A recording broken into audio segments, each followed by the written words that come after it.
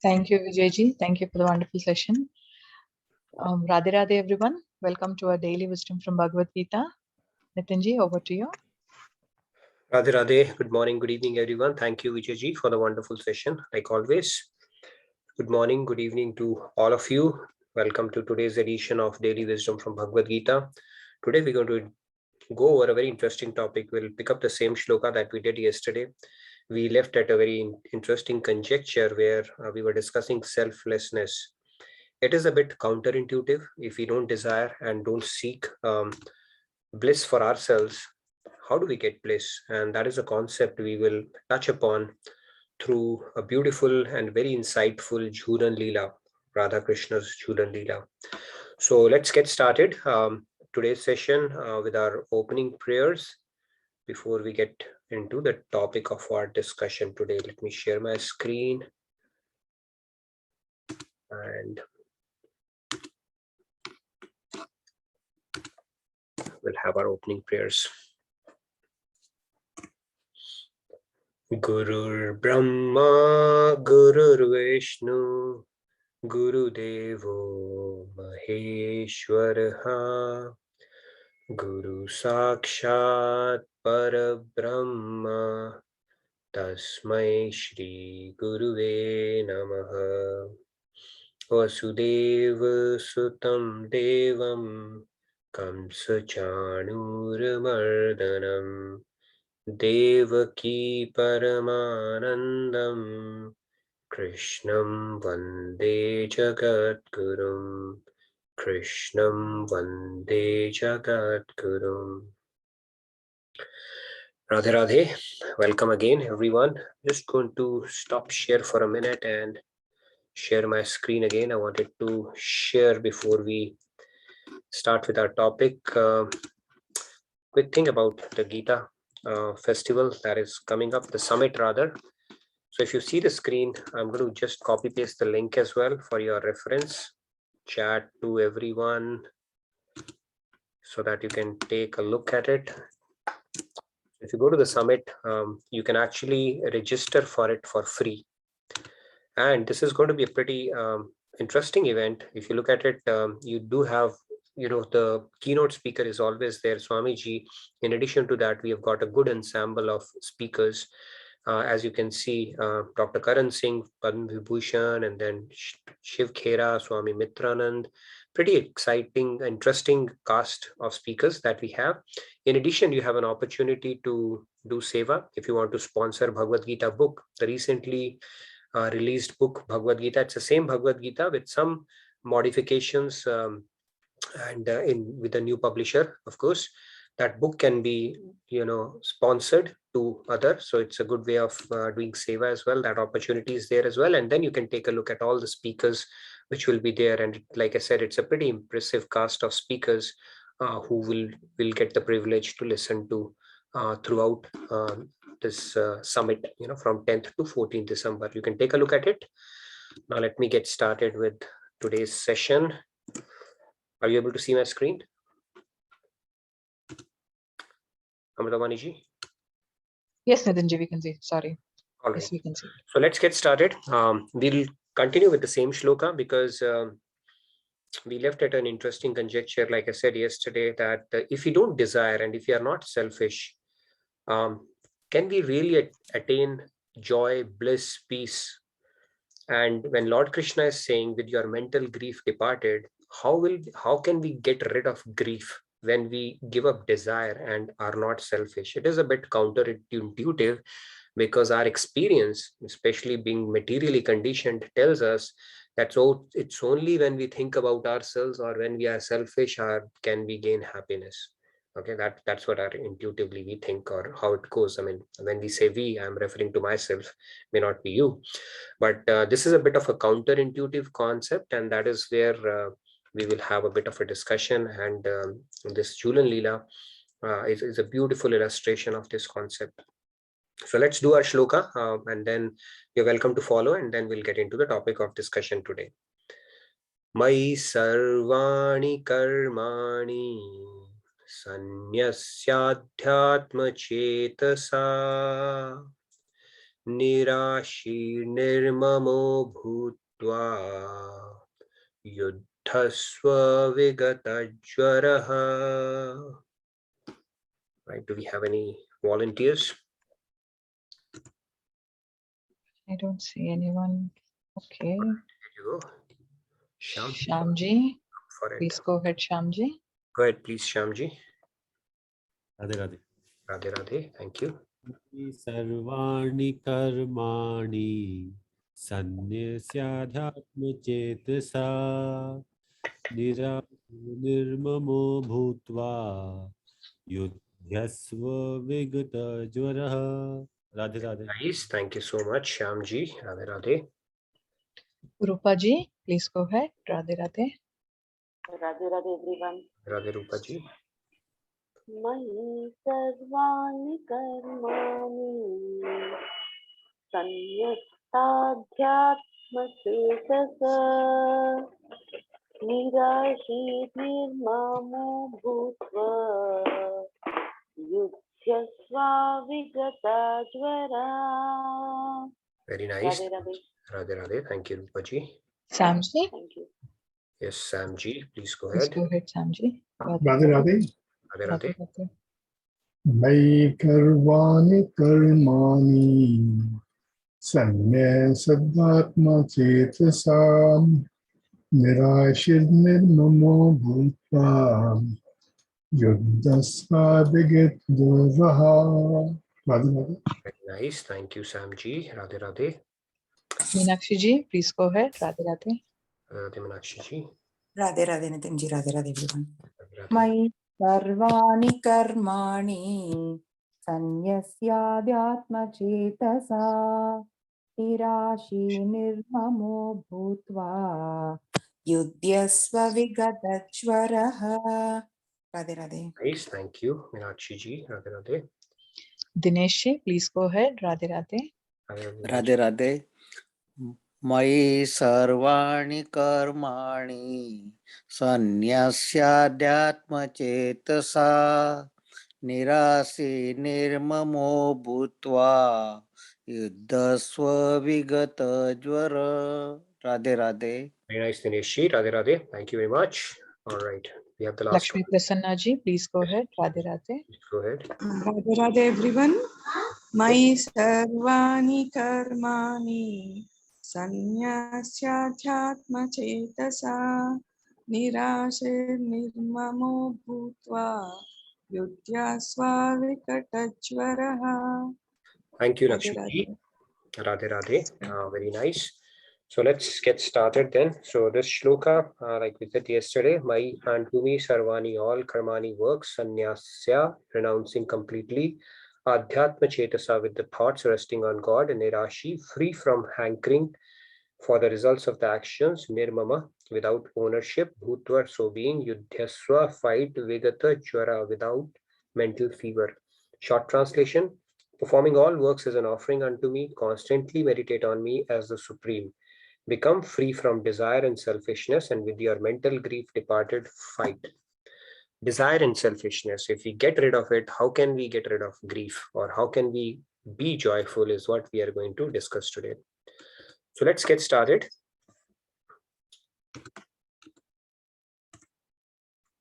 So here we have, give me a sec. Yeah. So let me go back again. So this is the shloka that we were picking up.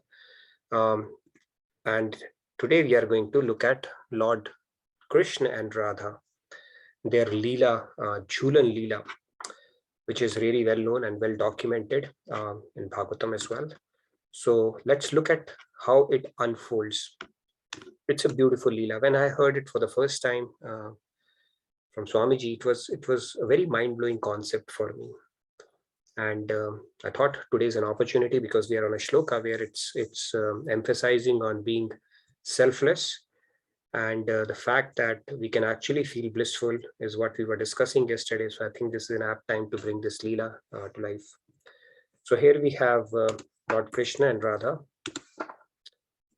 and they have taken their positions for the swing, and then what can we learn from it is what we are going to discuss today. And the concept here is, can we actually multiply or increase bliss? That too by being selfless is what we are going to look at today. So that is the topic of discussion today. So let's move forward. Now, Lord Krishna and Lord Radha, they've both taken a, there's a swing in the Jhulan Lila. And what happens is when they go to the swing, Lord Krishna says that I need to take the turn first. I'll go first. He wants to sit on the swing first. As a lot of us would do as well. We want to maximize our enjoyment. And so he said, like a little baby, I'm going to go first on the swing. Okay, there's the first iteration. And guess what? Radhaji also says, no, I'll go first. So apparently they are stuck. Krishna says, I'll go first. Radha says, I'll go first. This is your iteration number 1. Now what happens after a few moments, both give it a little bit of a thought, deeper thought. And then Krishna says, okay, Radha, you go first. Now he's seated, he's agreed. You go first, he says. But exactly at the same time, Radha says, no, Krishna, you go first. Okay, again a stalemate. So first they had a stalemate by who will go first. Both were adamant. And after a moment, both are telling the other, you go first. Then what happens? There's another iteration. Then after a moment, again Krishna says, goes back to, he sticks to his gun and again goes back to the same thing. Okay, Radha, I'll go first. And guess what Radha says? She says, no, Krishna, I'll go first. So they are back to square one, how they started off with. So this continues for a while.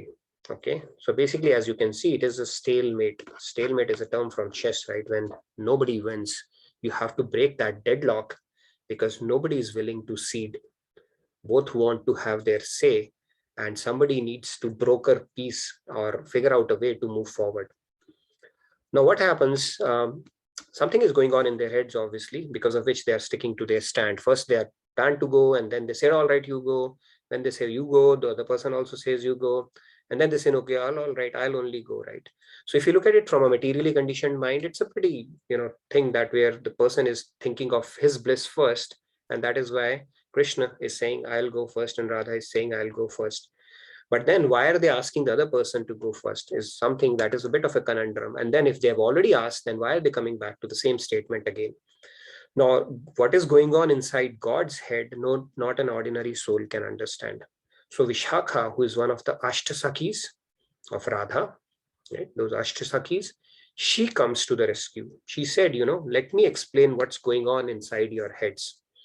So basically, she explains the reason why Lord Krishna is saying, I'll go first is because he's letting Radha serve for Radha's happiness. He knows that Radha's bliss is in serving Krishna. And same goes for Radha as well. That is what Lalita is explaining, what's actually going on in their heads. And Radha is doing the same. He's letting Krishna serve for Krishna's happiness. Krishna is letting Radha serve for Radha's happiness, not for his own happiness. Same thing Radha is doing as well. And why do they change the stance then? But then Krishna's happiness is in Radha's happiness, and Krishna knows that Radha's happiness is in letting Krishna serve. So that is why he's now saying, okay, Radha, you go first. And same thing is happening with Radha as well, because Radha knows that, happiness is Radha's happiness is in Krishna's happiness, and she knows that Krishna's happiness is in letting Radha serve. I hope you're getting it. It's a bit of a two-step logic, but this is exactly what is happening. And then obviously after taking a pause, you can keep on taking that, it's kind of a recursive loop they are getting into. And then again, he says, okay, Radha, I'll go first because he's letting Radha serve for Radha's happiness. And same thing is going on with Radha as well. So you see how different it is from how materially we approach anything when it comes to taking anything or enjoying anything. It is just the opposite in the spiritual realm. So if you look at it, actually, it is happiness is in others' happiness is what they are actually seeking in both the cases. And happiness is in serving. Happiness is in others' happiness, and happiness is in serving is what they are actually illustrating this concept. Pretty deep concept, profound concept. In both the cases, even though it looked like they are seeking their own happiness, they are being selfish, they are actually not. They're still thinking about others' happiness and serving the other, and that is how it's going. However, now that stalemate had come, so Vishakha comes and explains it, and then what happens? Then the Ashtasakis were there with them in this Jhulan Lila as well. So they said, okay, let's do one thing. Why don't both of you sit on that Jhulan and we are going to give you a swing. So they both agree. So as you can see, they are both on the swing and they start swinging.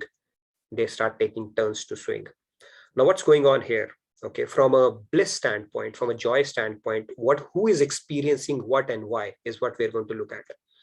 Now Krishna is happy that Radha is happy because now both of them are sitting, but Krishna is happy that she's happy. So that is why he's feeling happy. Radha is happy because Krishna is happy. So she's happy because Krishna is happy. All the gopis are happy that Radha, Krishna are happy. Okay, their bliss lies in their bliss.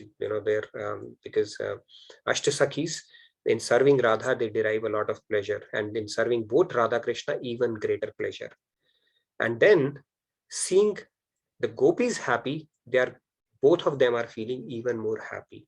So with each swing, this bliss is increasing because no one is seeking bliss for themselves. It's in seeing the other person's bliss, their bliss is increasing. So Krishna bliss is increasing by seeing Radha feeling blissful. Radha's bliss is feeling, she's feeling more blissful by seeing Krishna being blissful.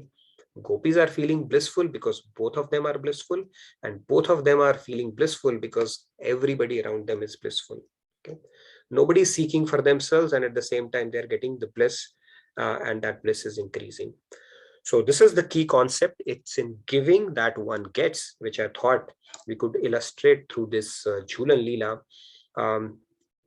Pretty profound, but our scriptures have laid it out very, very nicely. But when I heard it for the first time, like I said, I was blown away with this concept. Counterintuitive to begin with, but very deep. Anybody wants to say anything before we proceed further on that? So if you look at it in Jhulan Lila, another aspect is the happiness. They are feeding from each other's happiness, and it is increasing. There's no limit to that at all. And at every moment, that bliss is increasing because you are feeding off others' bliss. And it's kind of a recursive loop again. You're feeding off each other's bliss and you're feeling blissful just seeing the other person more blissful. And that is the whole concept of giving away. If you look at the universe also, the universe follows the same principle as illustrated by Jhulan Lila so beautifully.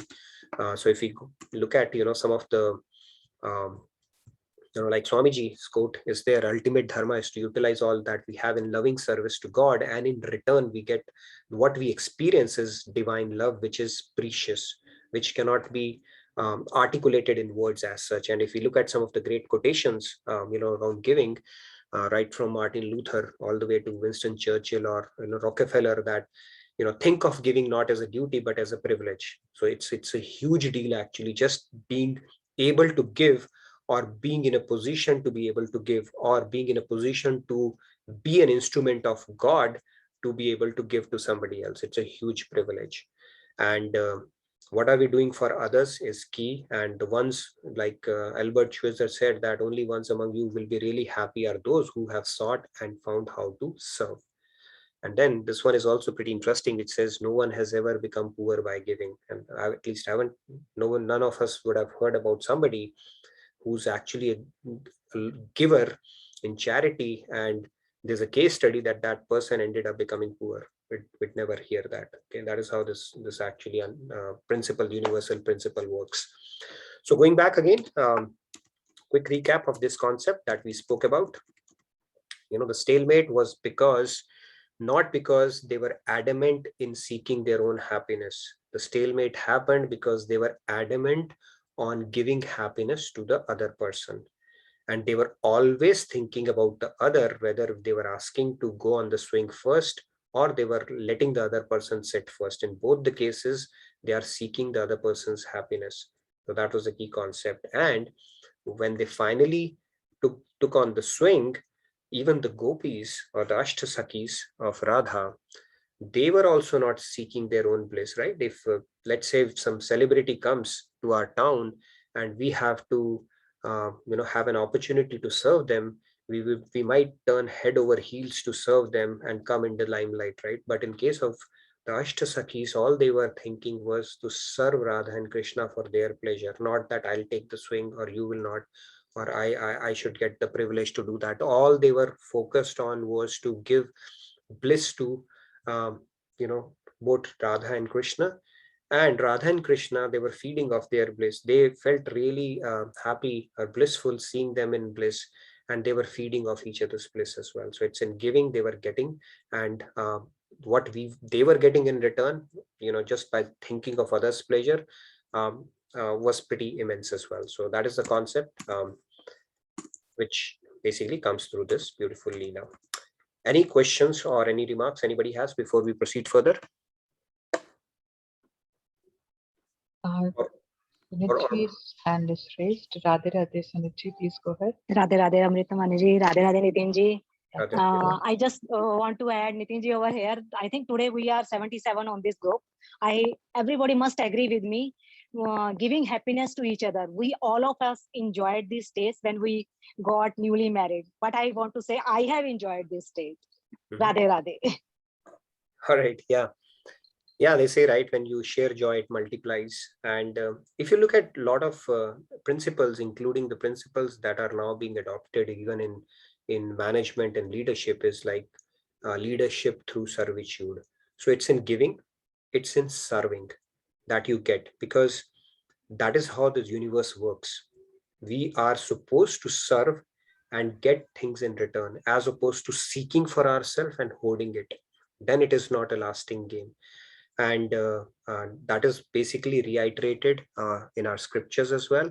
So when we start letting go, not seeking for ourselves, then the bliss is a natural consequence of what we end up getting.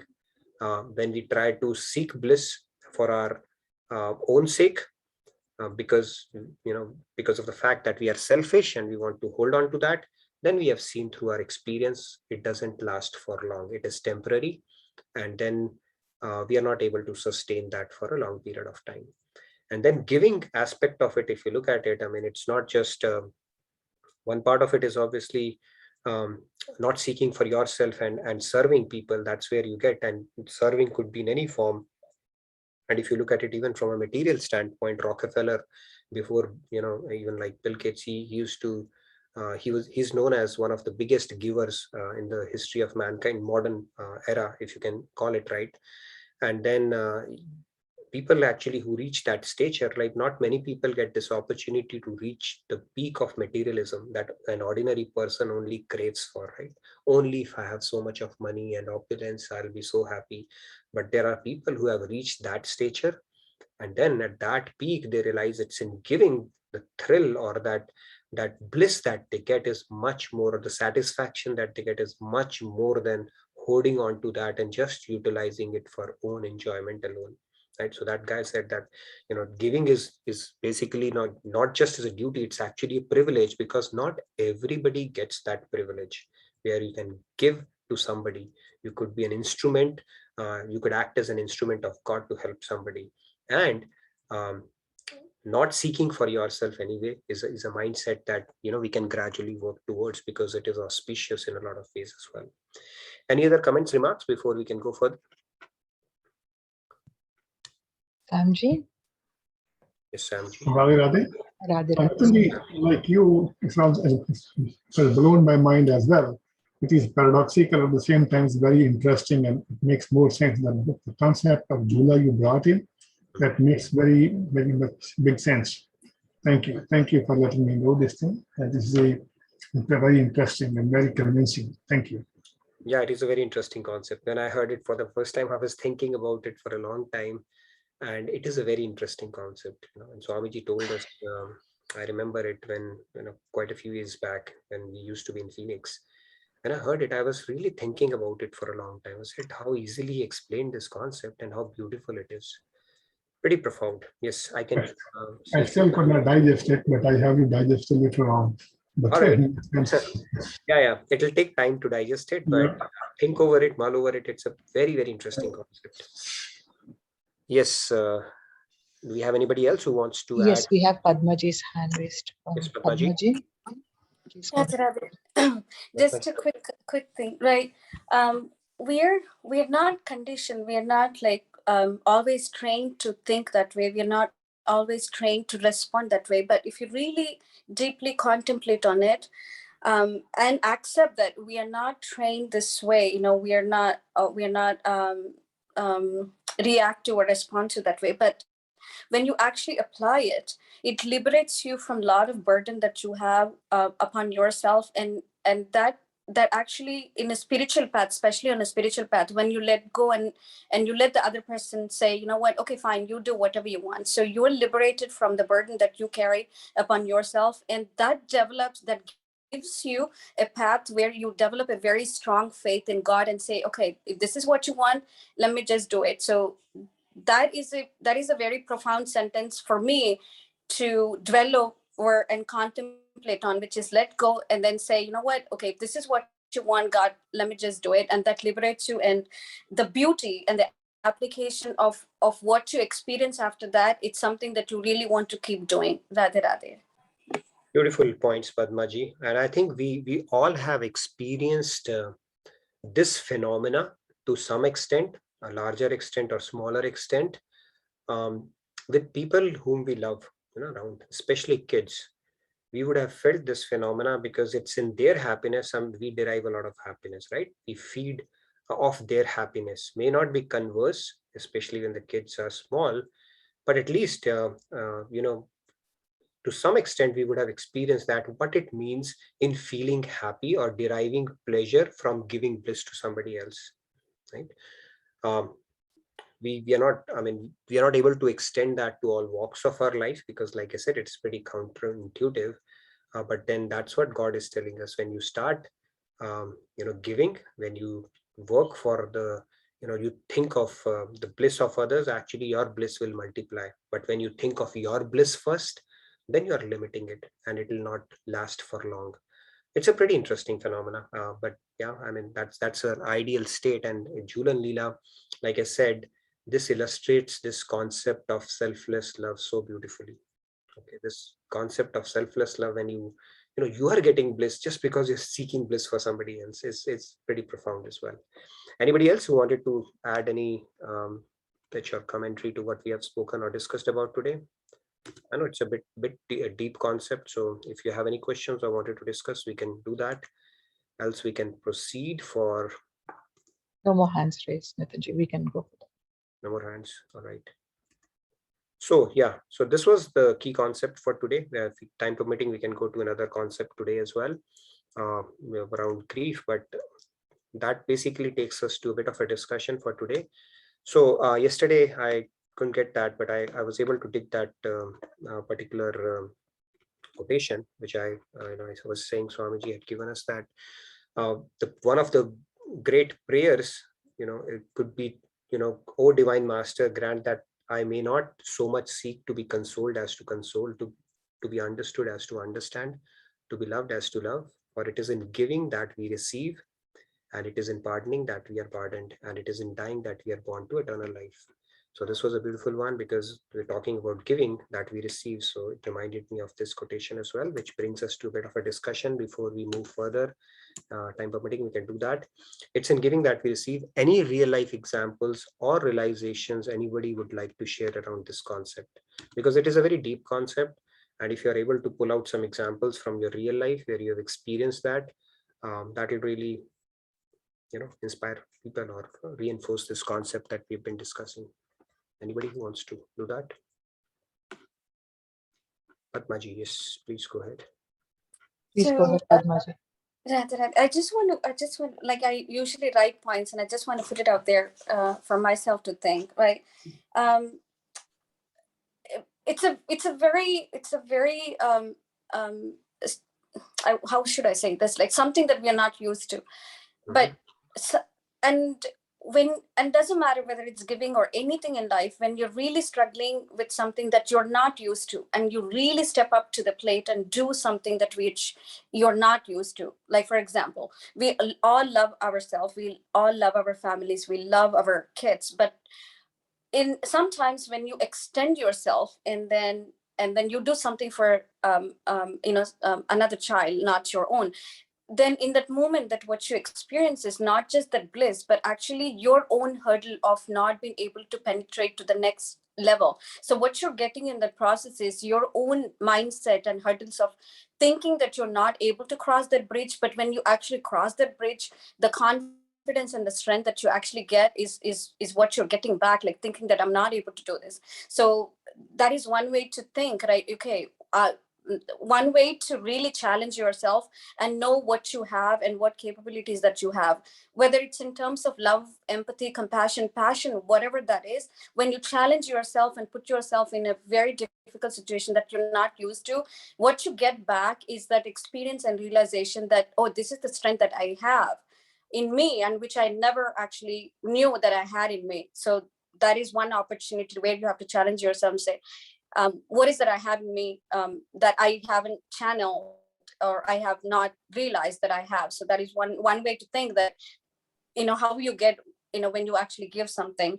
And as you said, Nitinji, which is like, as mothers, we are so genuinely, it comes very natural that, the kind of love and deeper affection that we bring to a child. So that is the experience that we experience. So if we really want to grow like spiritually, I think, when you really understand the deep love and compassion that you have as a mother for your child, that is the beauty, the very closest beauty and love and compassion that you would get from God constantly, that he's pouring on you. And that is what we are thriving for. So I think if we keep that in mind, we're constantly looking for what kind of giving is what we should be seeking. That's it. Yeah. Wonderful points, Padmaji. Also, I think to further add on to the points, beautiful points that you illustrated, is that when we start expanding our bubble with regards to giving more than seeking, it helps us create or curate the better version of ourselves and realize the true potential that we have as well. But when we limit ourselves to our needs alone and just catering to the mundane things around us, just purely born out of our own selfish desires, then we'll end up limiting ourselves as well. One story that comes to my mind is that of Sindhutai Sapkal. I think we discussed that in one of our sessions earlier as well. It's a beautiful story where that lady, she overcame so much of adversities and challenges and finally started an orphanage. She was the one who was actually forced to cut her umbilical cord with a stone in a horse, what do you call that, farm. That is, she was left stranded all on her own at that time. And then finally she survived. She was planning to give up her life. And then when she was sitting under a tree, she realized that this tree has just one branch and still it's able to provide shade to us. And then she could make something out of her life and do something good for others. And then she started adopting orphans and feeding them, with whatever she could, little meager earnings she could earn. And then she loved them so much that she actually gave her own child away because she did not want to be partial or biased towards them. And then finally those kids, now they, over the years, they went on to, become really good people, some doctors, lawyers, and, all walks of life. And then at the age of, I think, later age, her husband actually came back to her, who had disowned her at that point. And she said, I adopted him as one of my kids as well. And she said that he's my oldest and the most naughtiest kid. So think of the ability that she had to give and not keep it to herself and overcome the adversities and the negativity she might have had because of all the reversals she got in her life, and the way she was able to expand her bubble and curate such a good version of herself. That itself was pretty amazing as well. So great. Anybody else who wanted to add to the discussion that we're having on this topic? I'll just read a quick comment. Sure. Okay. It's from Seema Ji. She says, when we forgive others, it is reciprocated. Same with Radha Krishna, reciprocate love, and thus the law of karma is employed. Very true. That is very true. Yeah, I wanted to add one thing too on top of that. In real world, we may be second guessing that, does that person love me or not, or how much this person loves me. That question might be there in our heads, especially when we are growing up, may not be anymore. But then in case of God, it's a pretty straightforward rule. God loves us exactly the same way as we do, to the same extent, at the same moment, he'll reciprocate as well.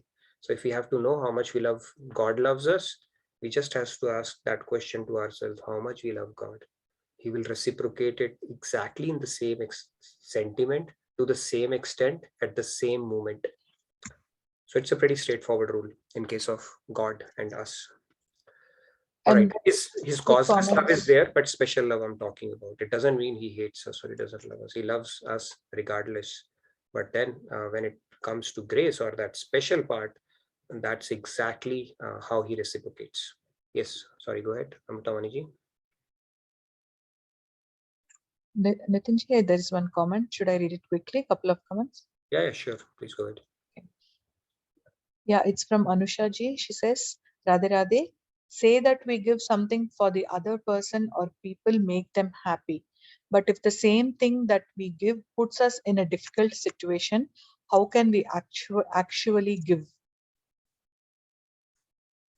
I don't know. I mean, I think it needs a lot of purity and your inner strength to be able to give, because giving is not an act, or loving is not an act. This is what we become, because that's the only thing we have to offer.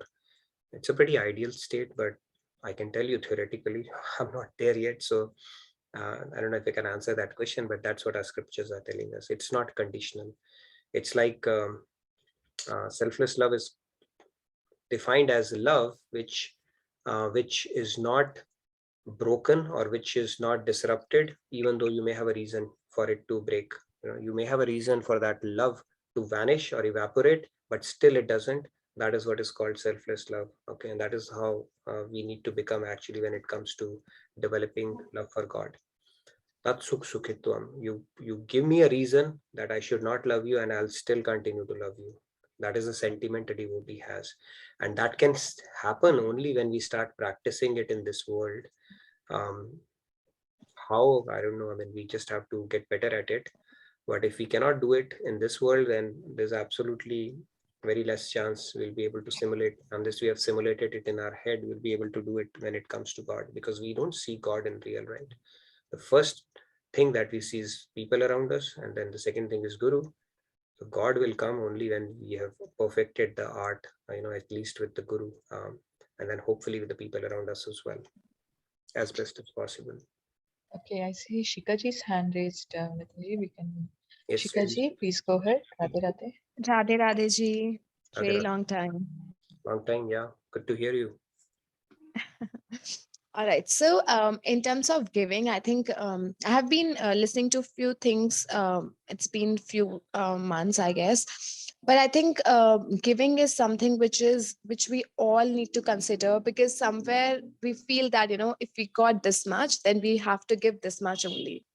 In terms of, I can quote an example, like for example, if we go in the weddings or in the birthday parties, so we always like, if we got this gift of this much price, we always feel that, we're gonna give this much only. So I have heard this thing that, where somebody was saying, one of the master was saying that, if for example, if you're going to give somebody something, and if you imagine that, that gift is gonna come back to you, so what kind of gift you're going to give there? You wouldn't give something like, which you don't like, or something which is not appropriate. You will give something which is the best, because we always tend to choose something which is best for us, which is more suitable for us. So that's why it's very, very important to inculcate this habit of like, giving in the entire day, not just being thinking about ourselves, that, our kids, or, our thing, our work and things like that, but taking out time just to, give, like, help somebody, or just to do something which is not for us, but which is for somebody else. For example, yesterday, I'll give an example that I went to the temple and I've seen that it was very dirty. Because of some reason, it was very dirty. So I went there and I cleaned it. Like, it took me like 2 hours, and it's cold here and the cold water and everything, but I did it. And after that, the energy and that kind of satisfaction which I felt, I cannot describe that. So I think, yeah, in this now, it's very important, to take out time for something which is not for us but for somebody else. And trust me, it gives the ultimate satisfaction. So yeah, thank you. Great point. Actually, I love that part, that when you gift somebody, think of it, what we'd like to have, and go with it. What goes around comes around, right? And even otherwise, that's a great mindset to have. And our scriptures also say, sacrifice purifies. So when it is not about yourself, whether it is seva or whether you're doing something, it will have the desired effect of cleansing, purifying ourselves.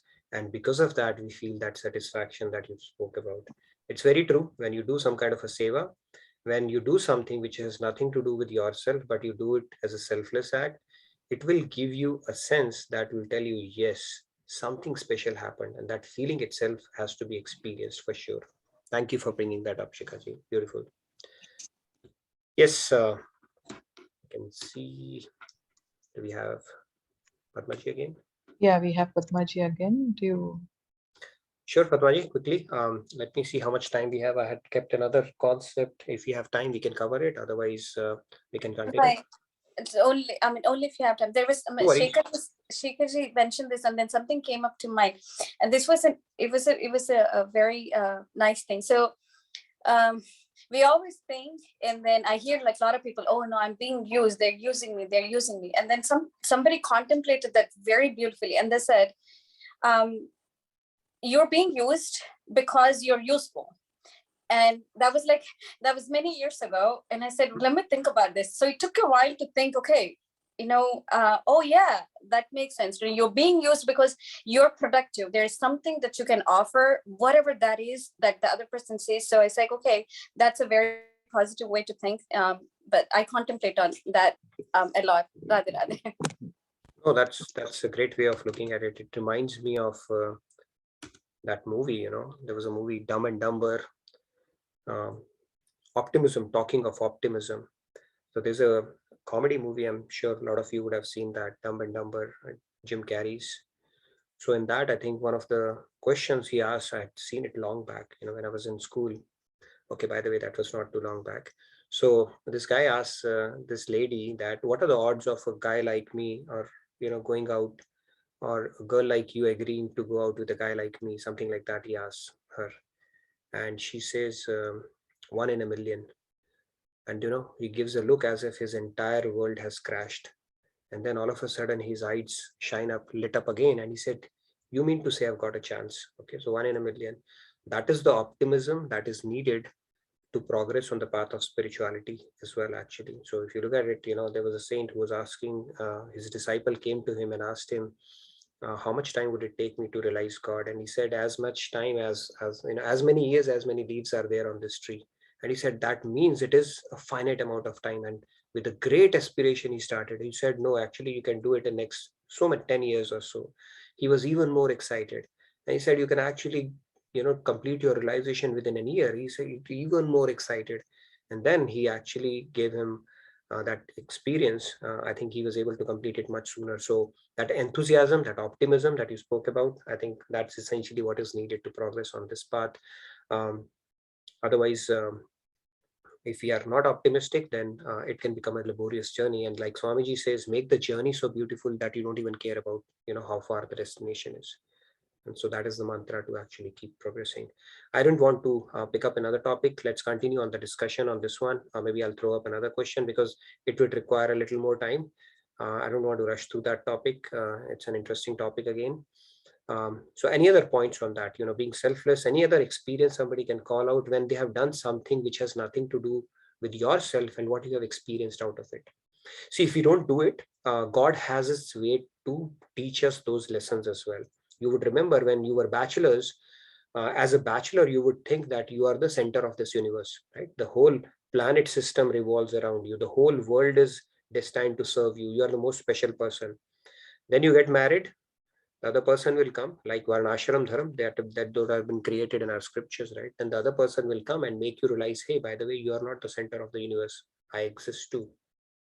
And then you both start thinking that we are the center of the universe, and then the kids come along. They will tell you both of you are not. So life has its way of teaching us lessons. But then whenever we pick up something or take on something, at least I have experienced that, which has nothing to do about ourselves, and we pick up something, it gives you an immense sense of satisfaction. Something that can be only be experienced but not articulated. So similar to that, has anybody experienced anything, any act that they did not about themselves and the kind of satisfaction they derived or experience they would like to share?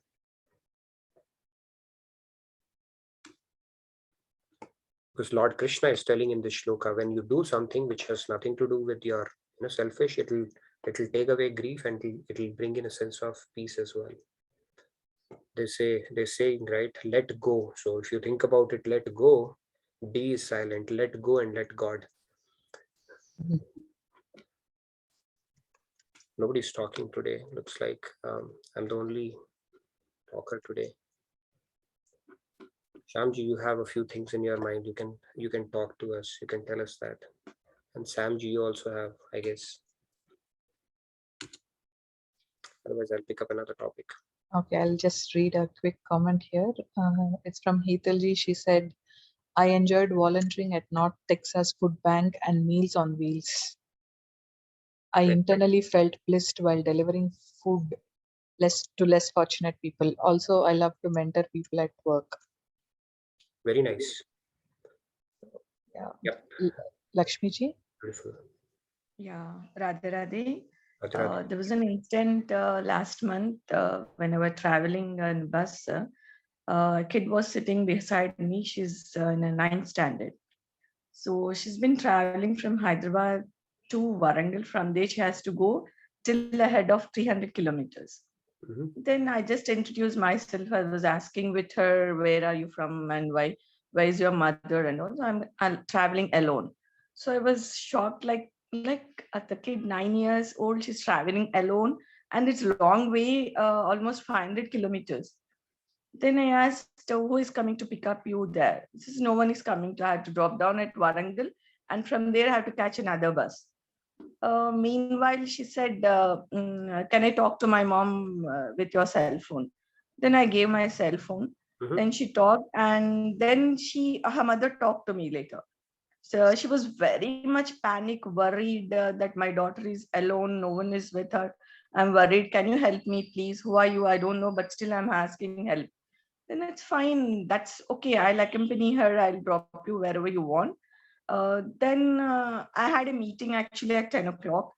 Then I was confused whether to help her or leave alone, or is my duty there is important or this is important. I wasn't confused.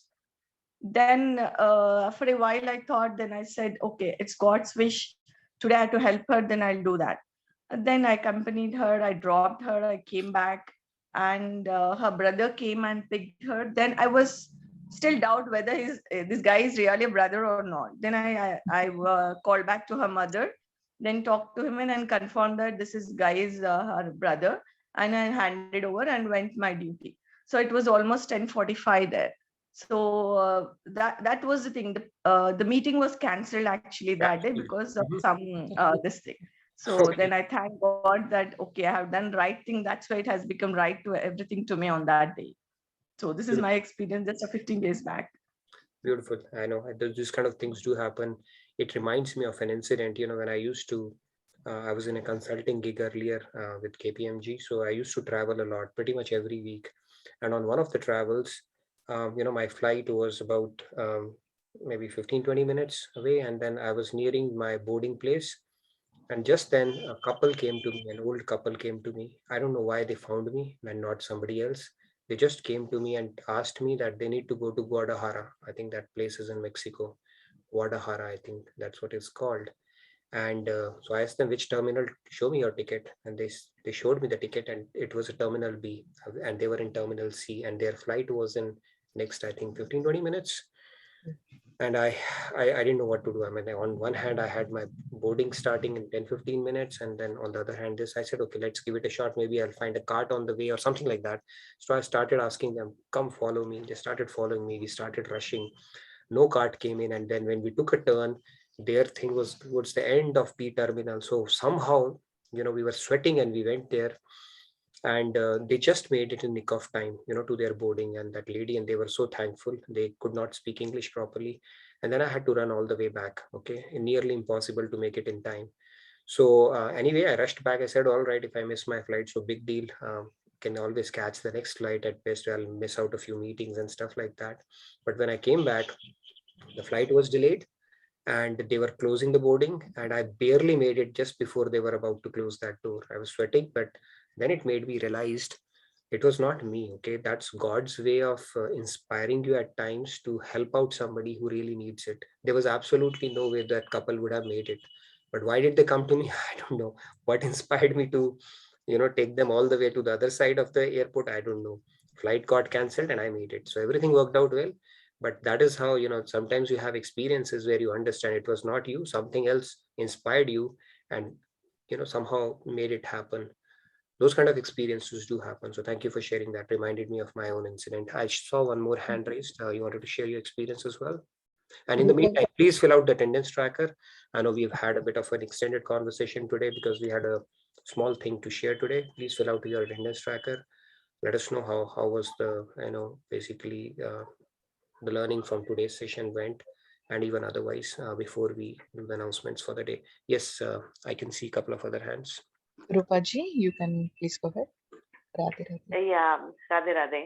Radha, Actually, I don't know whether it is a selfless service or what I should say, but it is one of my experience. Recently, one of my friends had a liver transplantation, and he was in the hospital for almost 3.5 months only in the ICU.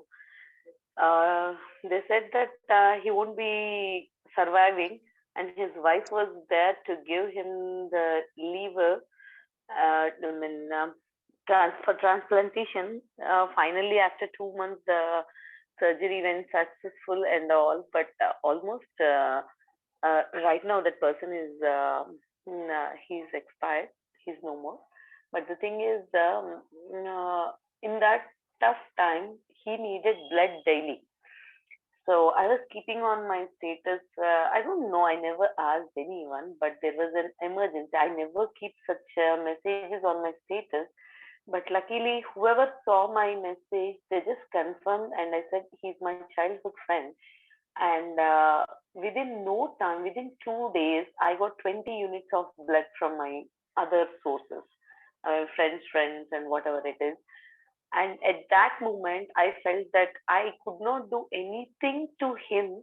At least I had a word to many people who donated blood for him with no expectations, because these days people are donating blood, plasma, or whatever the thing is, platelets and all. But I felt so happy that people are responding to other person, like they don't know me and they don't know that person, but still they came and gave the blood, and that family thanked me like anything. And later, after the surgery also, he needed blood, but it was not emergency, it was for the replacement. But I tried a lot. I could not get that blood at that moment, because already I got 20 bloods and I was keeping that message since 2 months. And okay, there was no emergency, I was happy. And also my friend's bill, the hospital bills, you can imagine, the liver transplantation and ICU for 3 months, it crossed beyond 1 crore.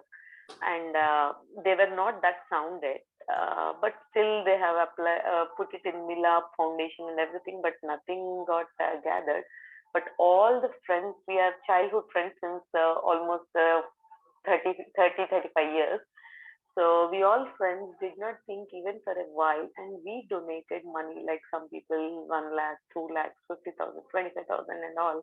And we all know that it is tough for them to repay, but still we did not think much. We only thought that his life is more important for us, and we all donated it, even not thinking for a moment, like what responsibilities we had and what we have.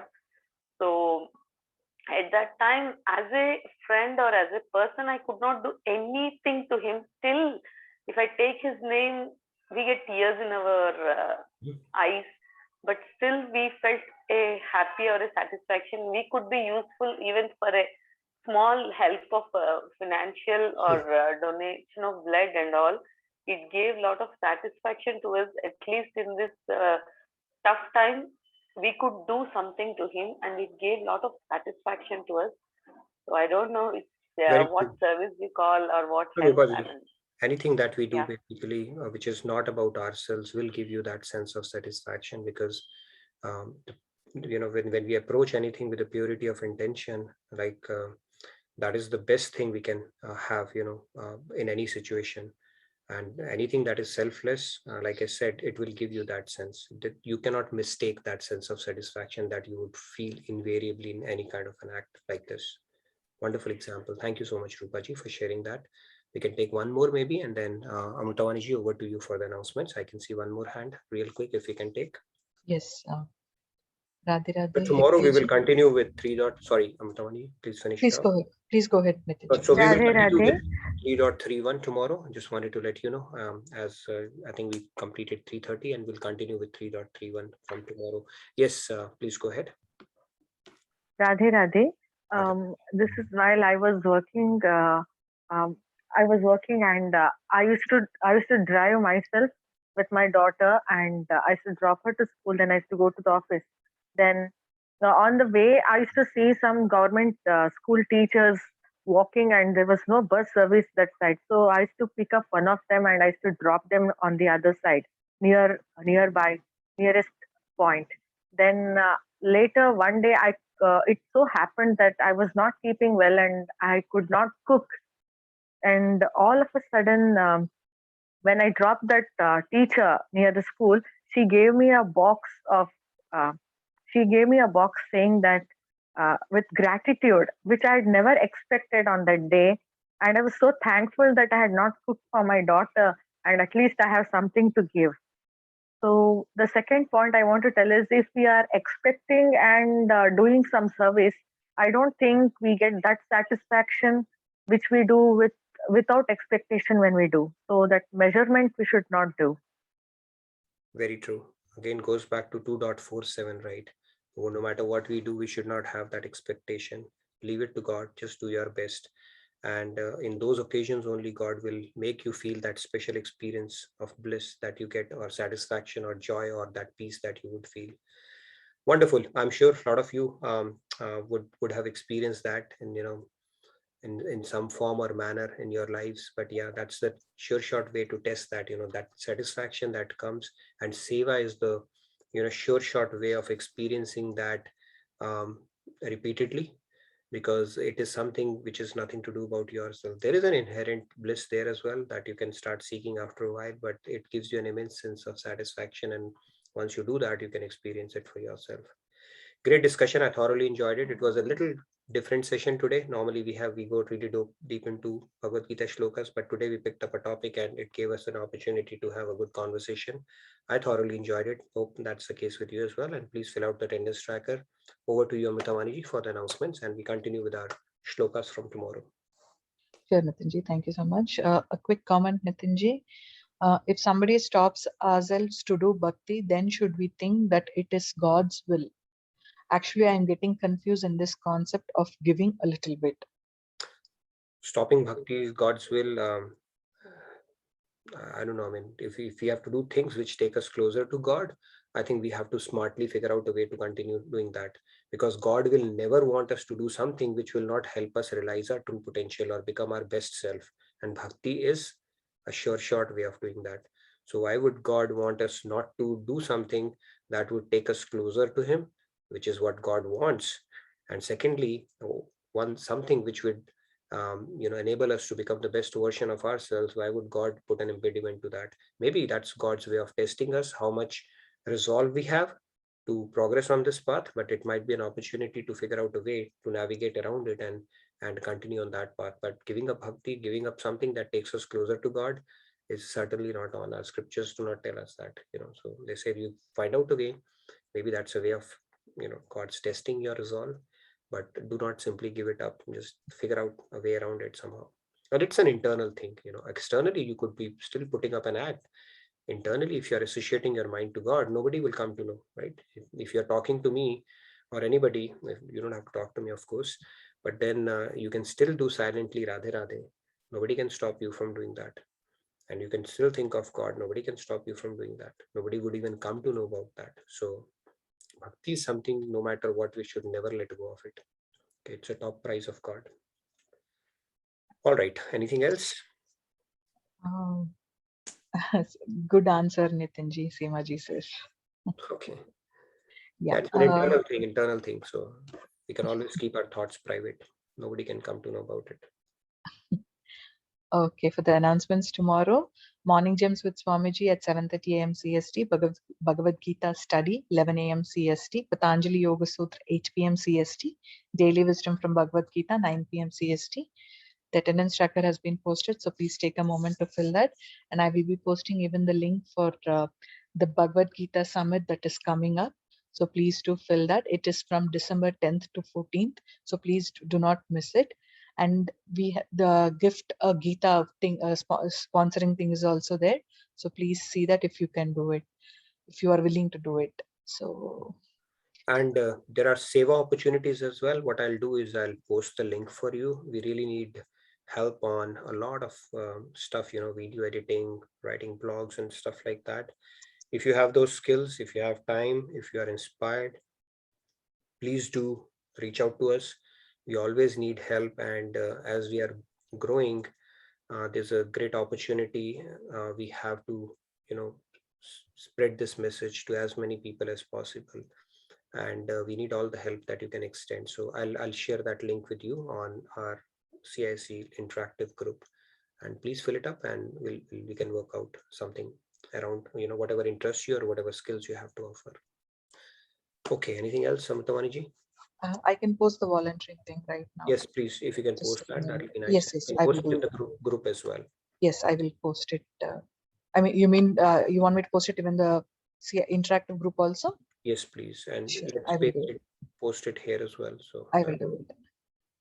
And if you want to work on something related to Bhagavad Gita, especially presentation around something that you have learned, or you please reach out to me. If you want to work with me on some of the stuff that I do, reach out to me. I'll be more than happy to work with you. It's a great opportunity to team up for something really good. So please don't feel shy and reach out to me. We can always partner and work together on that. I posted that link also, Nitinji. So anybody interested, so please do sign up for that. Sure. Thank you. Okay, I see Surendraji's hand raised. I'll just Surendraji, Radhe Radhe. Radhe Radhe Prabhu. Radhe Radhe. A small quote I read somewhere is, भगवान ने हमारे को पेट भरने की guarantee दी है, पेटियां भरने की नहीं. Yeah, good one. Radhe Radhe. Yeah, Radhe Radhe. Thank you. In fact, when Brahmaji made us, they gave us two stomachs. Yes. One that you can fill with food, and the other one, it demands a lot more than that, right? It's always restless. So unless we give it some good food, it will always keep on demanding something, and it's never satiated. Okay, a lot of thoughts. You keep on giving it thoughts, and it will say, I need some more of it. Wonderful. Surendraji. So thank you. All right, we can do our closing prayers. I look forward to seeing you tomorrow. We'll continue with our 3.31 tomorrow. And thank you again for a fascinating conversation and your enthusiastic participation today. Nitinji, sorry to interrupt. I saw Chandruji's hand raised, so if you can take her real quick. It's my honor to get interrupted. Please go ahead. Chandruji, I saw your hand raised. If you would like to add in something. Yes, Chandru. Yes, I just wanted to say, can you hear me? Yes, we can hear you. Yeah, okay. All right.